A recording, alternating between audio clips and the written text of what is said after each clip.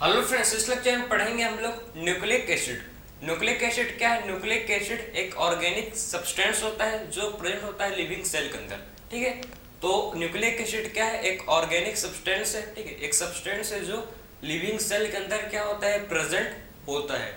Nucleic acid to type के होते हैं, एक होता है डीएनए और दूसरा होता है आरएनए। मतलब न्यूक्लिक एसिड टू टाइप के होते हैं, एक होता है डीएनए और दूसरा होता है जिसको बोलते हैं आरएनए। ठीक है, टू टाइप पे क्या होता है? Nucleic acid. डीएनए का मतलब है डीऑक्सी राइबोन्यूक्लिक एसिड, आरएनए का मतलब है राइबोन्यूक्लिक एसिड। डीएनए का मतलब क्या है? डीऑक्सी राइबोन्यूक्लिक एसिड, आरएनए का मतलब है राइबोन्यूक्लिक एसिड। समझ गए? तो ये तो हम लोग समझ गए कि न्यूक्लिक एसिड टू टाइप के होते हैं, एक होता है डीएनए और दूसरा होता है आरएनए। डीएनए को बोलते हैं डीऑक्सी राइबोन्यूक्लिक एसिड, आरएनए को बोलते हैं राइबोन्यूक्लिक एसिड। अब क्वेश्चन आता है कि आखिर में डीएनए एंड आरएनए किस चीज से मिलके बनते हैं?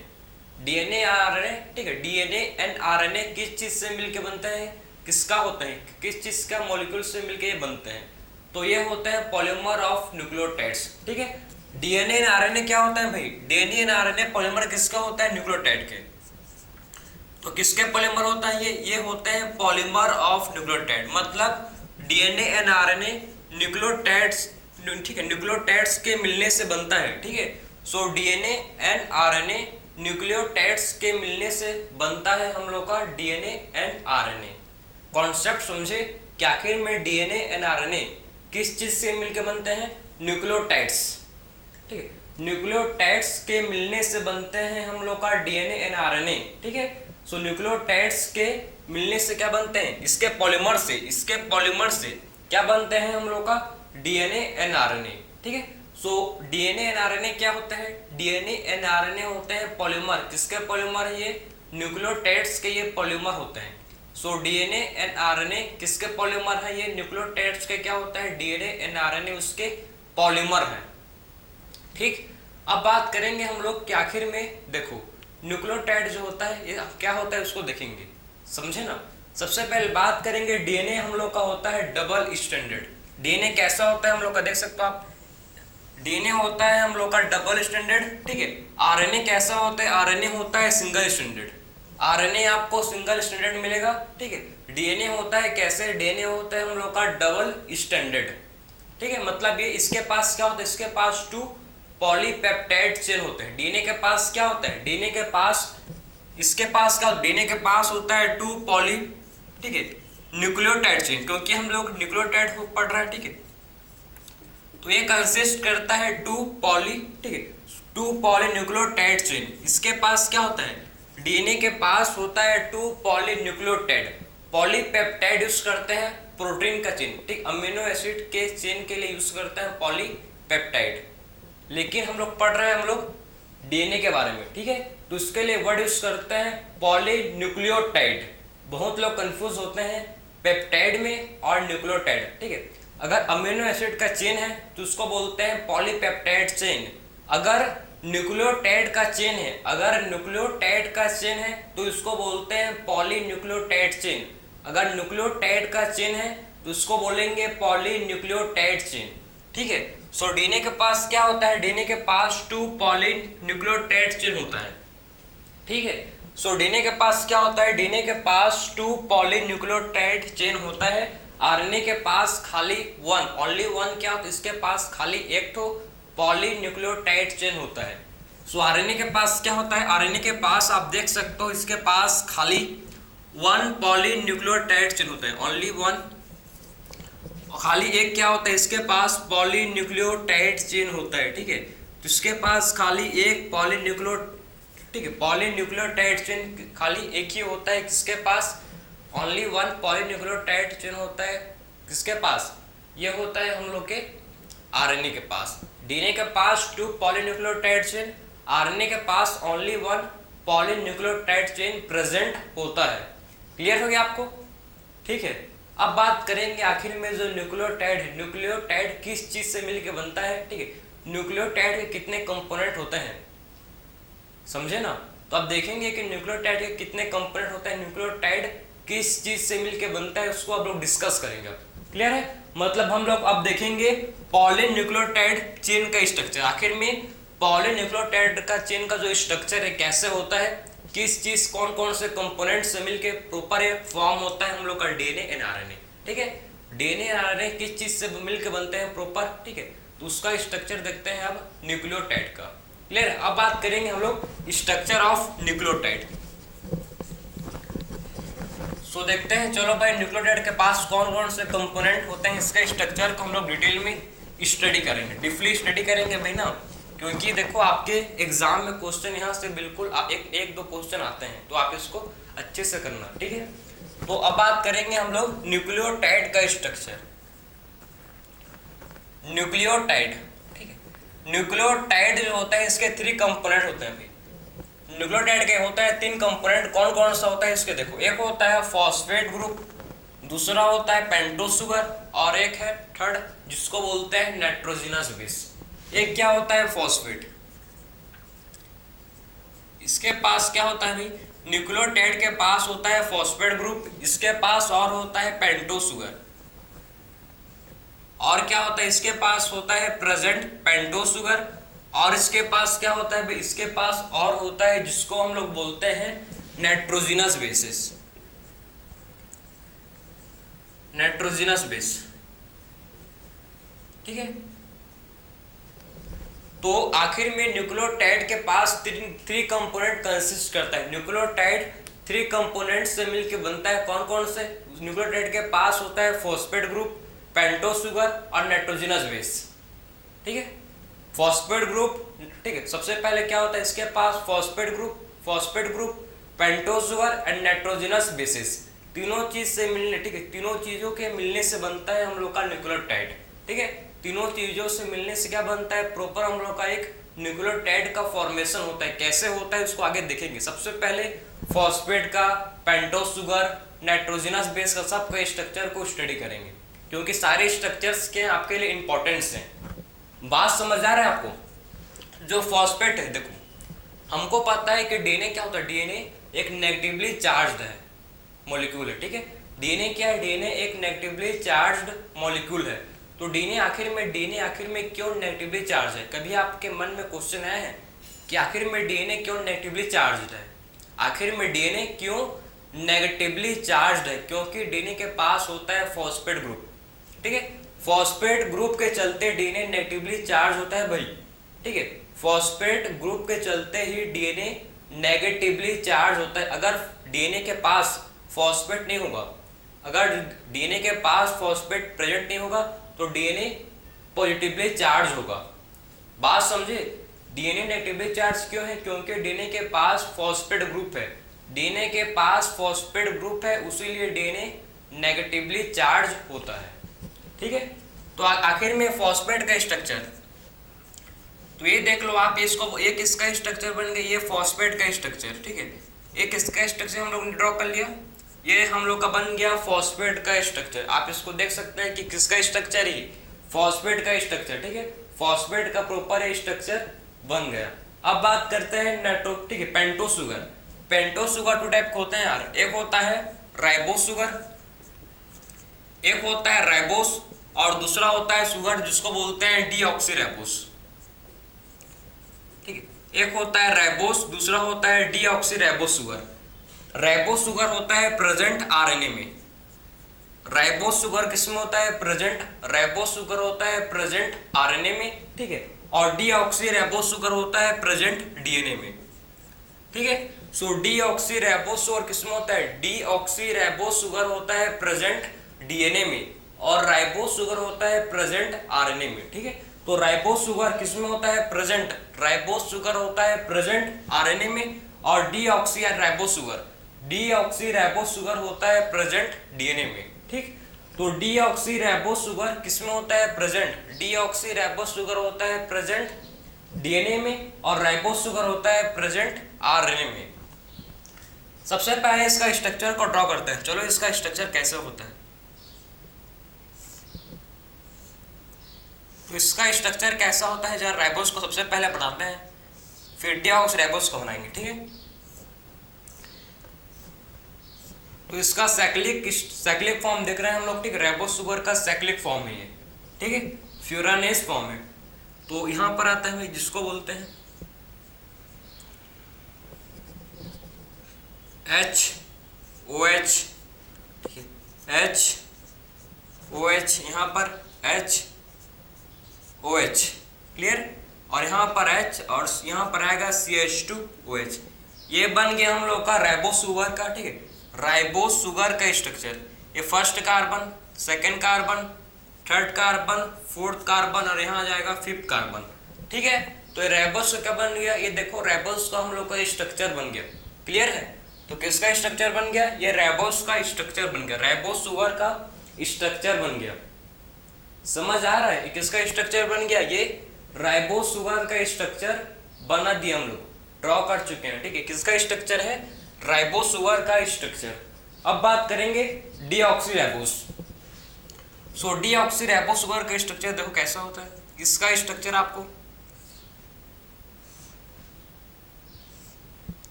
तो डीऑक्सीराइबोसुगर का स्ट्रक्चर देखो कैसा होता है, ठीक है।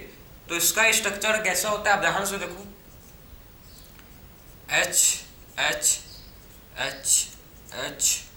HOH। अब मेरे को आप डिफरेंस मेरे को आप समझाओ, कमेंट में आप लिख सकते हो कि इसमें और इसमें, ठीक है। ये फर्स्ट कार्बन है, second carbon, third carbon, fourth and fifth, दोनों तो सेम दिख रहा है यार हमको, हाँ दोनों तो सेम दिख रहा है, लेकिन डिफरेंस क्या कहाँ पर है, डिफरेंस है सेकेंड कार्बन पर, ठीक है। सेकेंड कार्बन पोजीशन पर देखो यहाँ पर खाली H है, लेकिन ठीक है राइबोसुगर में देखो सेकेंड पोजीशन पर OH ग्रुप है, बात समझे। तो राइबोसुगर के सेकेंड पोजीशन पर OH है, लेकिन डीऑक्सीराइबोसुगर के सेकेंड कार्बन के पोजीशन पर, सेकेंड कार्बन पोजीशन पर ओनली H ग्रुप है। यही मेन डिफरेंस, यही डिफरेंस है राइबोस एंड डीऑक्सीराइबोसुगर में, ठीक है। राइबोस के पास OH होता है और ठीक है राइबोस के पास क्या होता है, राइबोस के पास OH होता है और डीऑक्सीराइबोस के पास ओनली H होता है, ठीक है। तो यही डिफरेंस है कि राइबोस के पास OH होता है, ठीक है, सेकेंड पोजीशन ऑफ कार्बन में, और डीऑक्सीराइबोसुगर में सेकेंड पोजीशन पर ओनली H होता है, क्लियर। उसी लिए डिफरेंस है, इसको बोलते हैं राइबोसुगर, ये होता है हम लोग का डीऑक्सीराइबोस। डीऑक्सीराइबोस डीएनए में होता है प्रेजेंट, राइबोसुगर आरएनए में होता है प्रेजेंट। अब बात करेंगे नाइट्रोजनस बेसिस, ठीक है। नाइट्रोजनस बेसिस टू टाइप के होते हैं, एक होता है प्यूरिन, दूसरा होता है प्राइमिडिन। एक होता है टू टाइप के क्या होता है भाई, हम लोग के टू टाइप के नाइट्रोजनस बेसिस होते हैं, ठीक है। टू टाइप के क्या होता है, नाइट्रोजनस बेसिस होते हैं, एक होता है प्यूरिन और दूसरा होता है प्राइमिडिन, ठीक है। प्यूरिन में क्या पड़ता है, प्यूरिन में आता है आपका एडेनिन एंड ग्वानिन। प्यूरिन में क्या आता है भाई, प्यूरिन में आता है हम लोग का एडेनिन और दूसरा जो आता है इसको बोलते हैं ग्वानिन। ये किस में आता है, ये आता है प्यूरिन में। प्राइमिडिन में क्या आता है, प्राइमिडिन में आता है थायमिन, ठीक है। इसमें आता है और जिसको बोलते हैं साइटोसिन, और इसमें आता है एक और जिसको बोलते हैं यूरासिल, ठीक है। तो टू टाइप पे क्या होता है, टू टाइप के हम लोग के होता है नाइट्रोजनस बेसिस, ठीक है। टू टाइप के होते हैं क्या, टू टाइप के होता है नाइट्रोजनस बेसिस, एक होता है प्यूरिन और दूसरा होता है जिसको बोलते हैं प्राइमिडिन। वन टाइप का नाइट्रोजनस बेस को बोलते हैं प्यूरिन, प्यूरिन में आता है एडेनिन एंड ग्वानिन, एजी का मतलब क्या है, एडेनिन एंड ग्वानिन, ठीक है। सो एडेनिन एंड ग्वानिन किस में आते हैं, एडेनिन एंड ग्वानिन आते हैं हम लोग के प्यूरिन में। सो प्यूरिन में आता है हम लोग का एडेनिन एंड ग्वानिन, ठीक है। और प्राइमिडिन में क्या आता है, प्राइमिडिन में आता है हम लोग का थायमिन, साइटोसिन एंड यूरासिल। प्राइमिडिन में क्या आता है, थायमिन, साइटोसिन एंड यूरासिल, ठीक है। अब मैं आपको समझाऊंगा प्यूरिन का स्ट्रक्चर, मतलब हम लोग अब ठीक है मैं आपको एडेनिन का स्ट्रक्चर समझा रहा हूँ, ठीक है। प्यूरिन में एडेनिन का स्ट्रक्चर मैं ड्रॉ कर रहा हूँ, देखो आखिर में एडेनिन का स्ट्रक्चर कैसा होता है जरा इसको देखेंगे। आखिर में एडेनिन का स्ट्रक्चर कैसे होता है जरा इसको हम लोग देखेंगे, ठीक। तो इसमें इसका स्ट्रक्चर कैसा होता है देखो भाई, ये हम लोग का बन गया, ठीक है। ये क्या बन गया हम लोग का एडेनिन, क्लियर है? ये क्या बन गया हम लोग का? ये बन गया हम लोग का एडेनिन। ठीक, ये क्या बन गया हम लोग का भाई? ये हम लोग का बन गया एडेनिन। बात समझ आया सबको? एक किसका स्ट्रक्चर बन गया? एडेनिन का स्ट्रक्चर बन गया। ठीक है, ये किसका स्ट्रक्चर बन गया? इसको ध्यान से आप देखो, ये हम लोग का एडेनिन का स्ट्रक्चर प्रॉपर बन चुका है। क्लियर है? तो क्या बन गया हम लोग का? देखो ये एडेनिन का प्रॉपर एक स्ट्रक्चर बन गया है हम लोग का एडेनिन का। इसमें और क्या बचा है? देखो इसमें और क्या बचा है करने को? इसमें हम लोग ने अमीनो ग्रुप नहीं लगाया, इसमें हम लोग ने अभी तक अमीनो ग्रुप को ऐड नहीं किया। तो यहाँ पर आप क्या करोगे? यहाँ पर आप इसके ऊपर में आपको आई होप दिख होगा, ठीक है, आई होप आपको दिख रहा होगा, ठीक है। यहाँ पर क्या आएगा? इसके ऊपर आएगा अमीनो ग्रुप, NH2 ग्रुप, ठीक है। तो एडेनिन के ऊपर में क्या आता है? एक अमीनो ग्रुप आता है, ठीक। यहाँ पर क्या आता है? एक भाई अमीनो ग्रुप आता है। बात समझे? तो यहाँ पर क्या आता है? यहाँ पर आता है आपका, ठीक है, एडेनिन के ऊपर में आता है। यहाँ पर आई होप आपको मतलब विजिबल नहीं होगा, तो आप सिंपल समझो, ठीक है। एडेनिन के ऊपर में क्या है? एक अमीनो ग्रुप होता है, ठीक है। सो एडेनिन के ऊपर में क्या होता है? एक अमीनो ग्रुप, मतलब NH2 ग्रुप। अमीनो ग्रुप का मतलब क्या है? अमीनो ग्रुप का मतलब है NH2 ग्रुप, ठीक है। अब ड्रॉ करते हैं, चलो भाई यूरासिल। ये था क्या? एडेनिन। ये क्या था हम लोग का? एडेनिन। अब प्यूरिड, ठीक है, पिरामिडिन का, ठीक है, यूरासिल को ड्रॉ करेंगे। चलो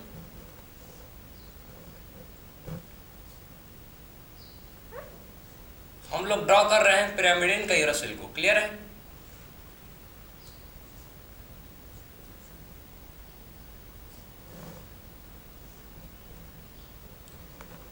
सो ध्यान से आप देखो इसका स्ट्रक्चर यूरासिल का कैसे होता है, जो आपके एनसीईआरटी में भी मेंशन है, ठीक है, जो आपके एनसीईआरटी में भी क्या है? मेंशन है। जो आपके किसमें मेंशन है? एनसीईआरटी में ये आपको गिवन है, ठीक है। तो ये आपके एनसीईआरटी में भी क्या है? गिवन है, ठीक है। यहाँ पर आएगा। क्लियर है? तो ये क्या बन गया हम लोग का? यूरासिल। बात समझे? ये किसका स्ट्रक्चर है भाई? ये हम लोग का स्ट्रक्चर है यूरासिल का, ठीक है। पिरामिडिन का स्ट्रक्चर आप देख सकते हो, किसका स्ट्रक्चर बन गया? ये हम लोग का बन गया पिरामिडिन का स्ट्रक्चर। क्लियर है? ये क्या बन गया हम लोग का? पिरामिडिन का स्ट्रक्चर बन गया भाई, ठीक है। किसका स्ट्रक्चर बन गया? ये हम लोग का बन गया पिरामिडिन का स्ट्रक्चर। बात समझे?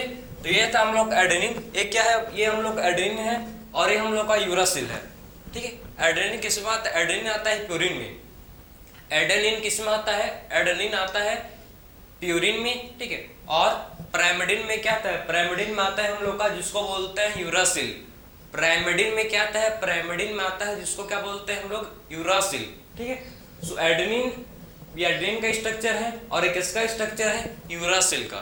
किसका स्ट्रक्चर है भाई? ये एडेनिन का स्ट्रक्चर है, और किसका? ये यूरासिल का, ठीक है।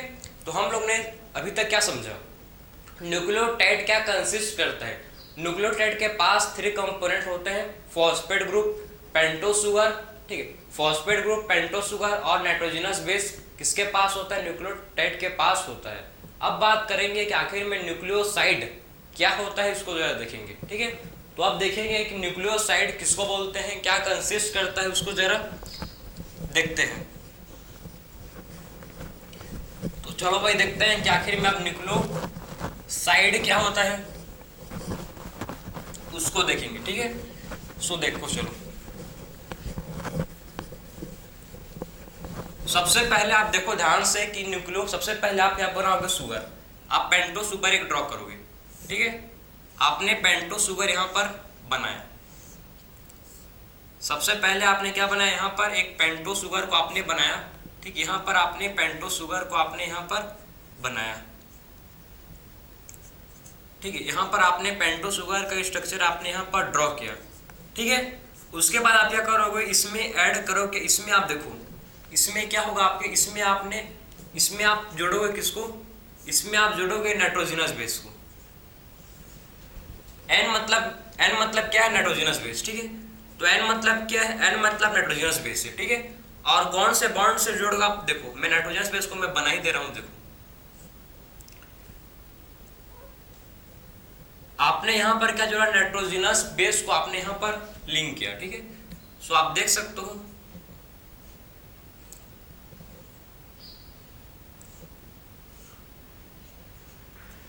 ठीक।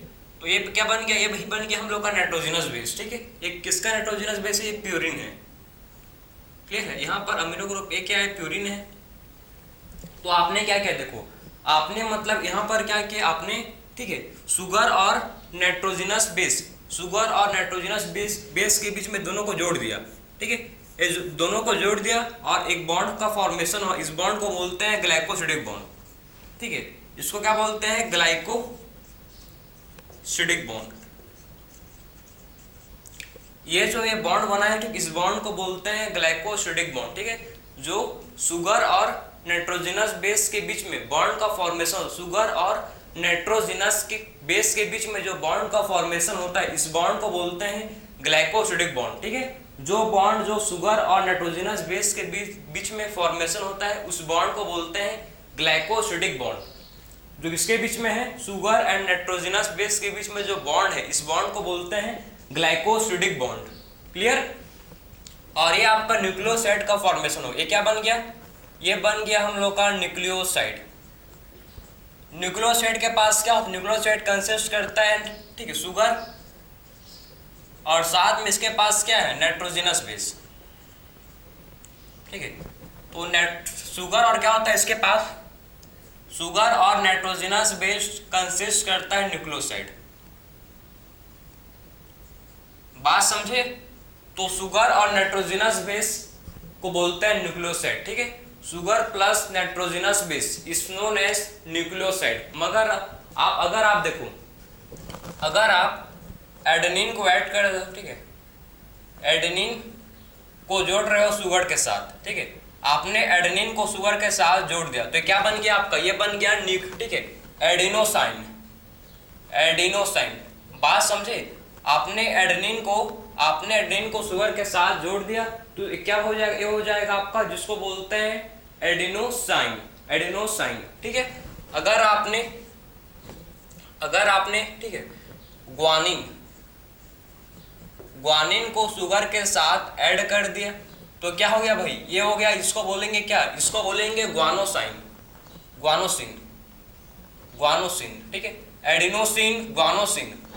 एडेनिन के साथ शुगर ऐड किया तो एडिनोसिन, ग्वानिन के साथ शुगर ऐड किया तो ये हो जाएगा क्या भाई, ये हो जाएगा ग्वानोसिन। वैसे ही सेम आपने थायमिन के साथ किया, सेम आपने साइटोसिन के साथ किया, ठीक है, सेम आपने यूरासिल के साथ भी किया। मतलब इसके साथ आपने शुगर को ऐड कर दिया। ठीक है, शुगर के मतलब, ठीक है, नाइट्रोजनस बेस के साथ, मतलब शुगर के साथ नाइट्रोजनस नाइट्रोजनस बेसिस को आपने जोड़ दिया, तो क्या बन गया भाई आपका, ये बन गया, ठीक है, थायमिडिन। ये क्या बन गया हम लोग का, ये बन गया हम लोग का थायमिडिन। ठीक है, सिस्टिडिन,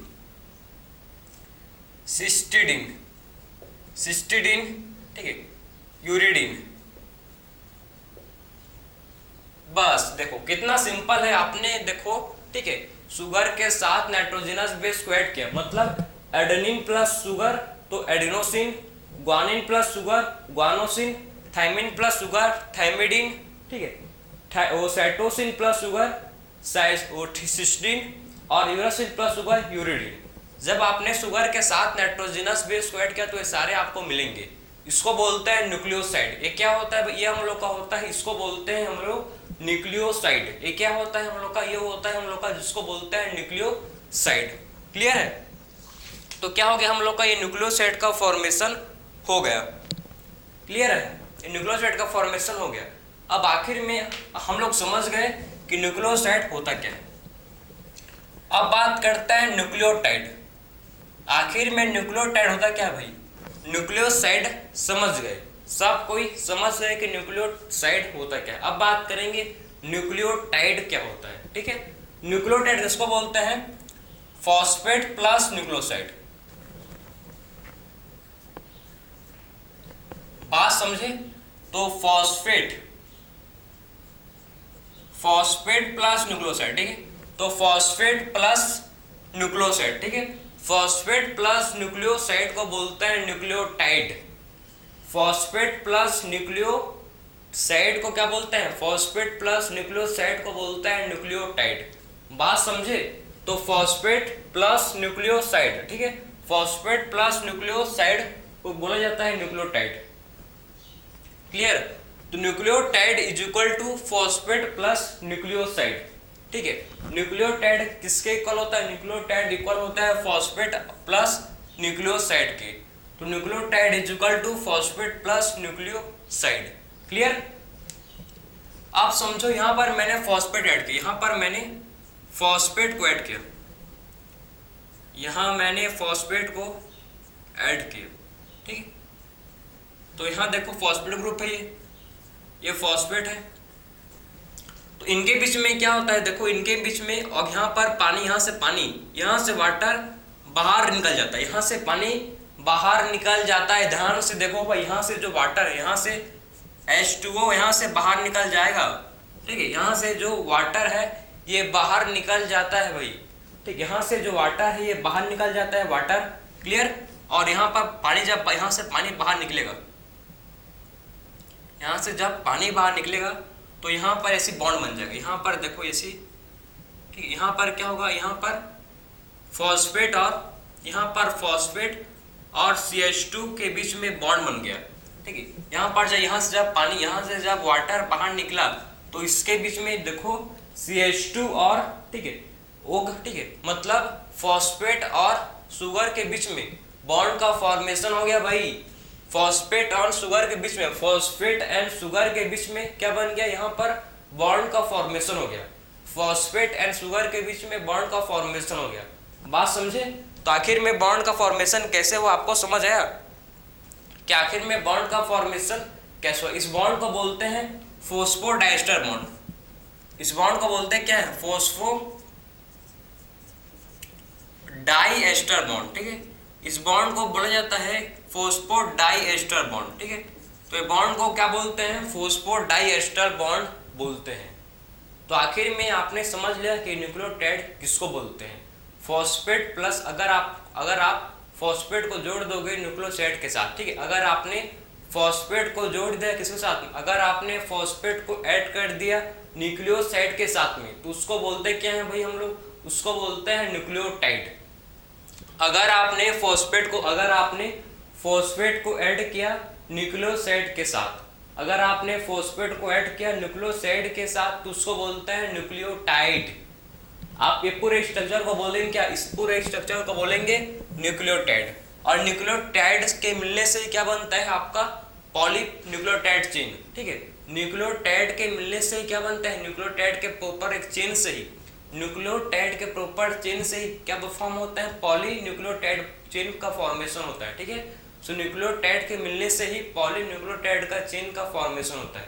बात समझे? तो न्यूक्लियोटाइड के चेन के मिलने से ही क्या होता है? पॉलीन्यूक्लियोटाइड चेन का फॉर्मेशन होता है, ठीक है। पॉलीन्यूक्लियोटाइड चेन का फॉर्मेशन होता है। क्लियर? आखिर में न्यूक्लियोटाइड होता कैसे? आपको मैं हर चीज कॉन्सेप्ट क्लियर करते जा रहा हूँ, कोई भी चीज हम लोग अधूरा नहीं पढ़ रहे हैं, पूरा कंप्लीट। तो आई थिंक आपको समझ आ गया कि आखिर में न्यूक्लियोटाइड होता क्या है, ठीक। आई होप आपको बिल्कुल समझ आया ही होगा, ठीक है। अब हम लोग बात करेंगे कि आखिर में कैसे, मतलब एक प्रॉपर आपको मैं ओवरव्यू देता हूँ कैसे, मतलब इसका बैकबोन, ठीक है, डीएनए का बैकबोन या फिर आरएनए का बैकबोन कैसे बनता है, ठीक है, किसका होता है। जरा देखो, इसको मैं रफ कर रहा हूँ, ठीक है, तो आप इसको नोट कर सकते हो, अगर करना चाहोगे तो बिल्कुल बहुत ही ज्यादा इंपॉर्टेंट है, समझो आप। आखिर में आप इसको मैं यहीं पर समझा रहा हूं। देखो, ये हम लोग का फॉस्फेट है, ये हम लोग का फॉस्फेट है, ये शुगर है, फॉस्फेट शुगर फॉस्फेट। बात समझे? यहां पर भी सेम आएगा हम लोग का, sugar phosphate sugar phosphate sugar phosphate. तो हम लोग क्या समझे? हम लोग क्या समझे भाई? हम लोग समझे कि जो डीएनए या फिर आरएनए का जो बैकबोन होता है, ठीक है, डीएनए बोल सकते हो या फिर आप बोल सकते हो आरएनए। डीएनए एंड आरएनए का जो बैकबोन होता है किस चीज के मिलके, किससे मिलके बनता है? शुगर एंड फॉस्फेट, ठीक है। सो डीएनए का बैकबोन जो होता है किसका होता है? ठीक है, शुगर एंड फॉस्फेट का उसका बैकबोन होता है, ठीक है। सो जो डीएनए का जो बैकबोन होता है, डीएनए का जो क्या होता है, डीएनए का जो बैकबोन होता है वो किसका होता है, sugar plus phosphate, sugar phosphate, sugar phosphate, ठीक है, phosphate sugar, sugar phosphate, phosphate sugar, sugar phosphate. तो आप समझ गए कि डीएनए का बैकबोन या फिर आरएनए का जो बैकबोन होता है, ठीक है, तो किसका होता है, आप समझो कि जो डीएनए का बैकबोन है, ठीक है, जो डीएनए का बैकबोन किसका होता है, फॉस्फेट प्लस शुगर का, ठीक है। तो फॉस्फेट शुगर, ठीक, फॉस्फेट शुगर, फॉस्फेट शुगर क्या होता है, इसका डीएनए का बैकबोन होता है। और इनके बीच में क्या होता है, नाइट्रोजनस बेस, इनके बीच में क्या होता है, नाइट्रोजनस बेस। हमेशा एडेनिन बाइंड करता है थायमिन के साथ, हमेशा एडेनिन बाइंड करता है थायमिन के साथ, और हमेशा, ठीक है, ग्वानोसिन या बोल सकते हो साइटोसिन, हमेशा साइटोसिन बाइंड करता है ग्वानिन के साथ। मतलब हमेशा एडेनिन बाइंड करेगा किसके साथ, एडेनिन बाइंड करेगा थायमिन के साथ, ठीक है। तो हमेशा आप याद रखो कि एडेनिन जो होता है, एडेनिन हमेशा बाइंड करता है किसके साथ, ठीक है, एडेनिन हमेशा बाइंड करेगा थायमिन के साथ, और ग्वानोसिन बाइंड करेगा हमेशा साइटोसिन के साथ, ठीक। ग्वानिन हमेशा बाइंड करेगा बॉन्ड, ठीक है, बॉन्ड बनाएगा किसके साथ, ग्वानिन हमेशा बॉन्ड बनाएगा साइटोसिन के साथ, और एडेनिन हमेशा बॉन्ड बनाएगा थायमिन के साथ। ये बॉन्ड क्या है, इस बॉन्ड को बोलते हैं हाइड्रोजन बॉन्ड। जो यहाँ पर बॉन्ड का फॉर्मेशन होगा, यहाँ पर जो बॉन्ड का फॉर्मेशन होगा, इस बॉन्ड को बोलते हैं हाइड्रोजन बॉन्ड, ठीक है। एडेनिन एंड थायमिन के बीच जो बॉन्ड का फॉर्मेशन होगा, एडेनिन एंड थायमिन के बीच जो बॉन्ड का फॉर्मेशन होगा, इस बॉन्ड को बोलते हैं हाइड्रोजन बॉन्ड, ठीक है। सो एडेनिन एंड थायमिन के बीच हमेशा 2 हाइड्रोजन बॉन्ड रहेगा, एडेनिन एंड थायमिन के बीच हमेशा 2 हाइड्रोजन बॉन्ड रहेगा, और ग्वानिन एंड साइटोसिन के बीच हमेशा 3 हाइड्रोजन बॉन्ड प्रेजेंट रहेगा, हमेशा फिक्स है, इनका नंबर फिक्स है, कभी चेंज नहीं होगा, ठीक है। सो इनका नंबर क्या है, फिक्स है, मतलब हमेशा एडेनिन के साथ थायमिन बॉन्ड बनाएगा और 2 हाइड्रोजन बॉन्ड होगा, हमेशा ग्वानिन के साथ साइटोसिन बॉन्ड बनाएगा, ठीक है, और इसमें 3 हाइड्रोजन बॉन्ड होंगे। इसमें क्या होंगे, इसमें आपको 3 हाइड्रोजन बॉन्ड देखने को मिलेगा ग्वानिन एंड साइटोसिन के बीच, समझे। तो डीएनए का बैकबोन किसका होता है, शुगर प्लस फॉस्फेट का। डीएनए का बैकबोन किसका होता है, डीएनए का बैकबोन होता है शुगर प्लस फॉस्फेट का, और अंदर में क्या होता है, हाइड्रोजन बॉन्ड होता है, ठीक। तो आखिर में इस पूरे स्ट्रक्चर को बोलता है न्यूक्लियोटाइड। उसके लिए क्या है, हम लोग का ये पॉलीन्यूक्लियोटाइड चेन है, ठीक है। किसका चेन है, पॉलीन्यूक्लियोटाइड चेन है, क्लियर। तो हम लोग ने देखो इस लेक्चर में कंप्लीट डिस्कशन किया कि आखिर में डीएनए क्या होता है, डीएनए क्या होता है, डीऑक्सीराइबोन्यूक्लिक एसिड। कंप्लीट डिस्कस के डीएनए क्या है, आरएनए क्या है, कैसे इनका कैसे बनते हैं, ठीक है। न्यूक्लियोटाइड के कौन कौन से कंपोनेंट होते हैं, उनका स्ट्रक्चर क्या होता है, न्यूक्लियोसाइड किसको बोलते हैं, न्यूक्लियोटाइड होता क्या है, समझ रहे हो।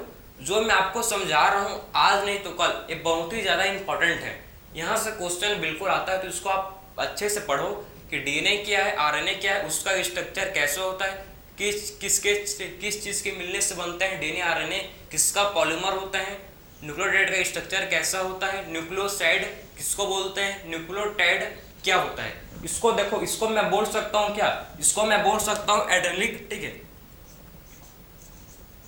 एडिनाइलिक एसिड, इसको मैं क्या बोल सकता हूँ, एडिनाइलिक एसिड, ठीक है। ये क्या पूरा स्ट्रक्चर क्या हो गया भाई, ये पूरा स्ट्रक्चर हम लोग का हो गया, जिसको बोलते हैं एडिनाइलिक एसिड, ठीक है। इस पूरे स्ट्रक्चर को मैं बोल सकता हूँ क्या, इस पूरे स्ट्रक्चर को मैं बोल सकता हूँ एडिनाइलिक एसिड, बात समझे।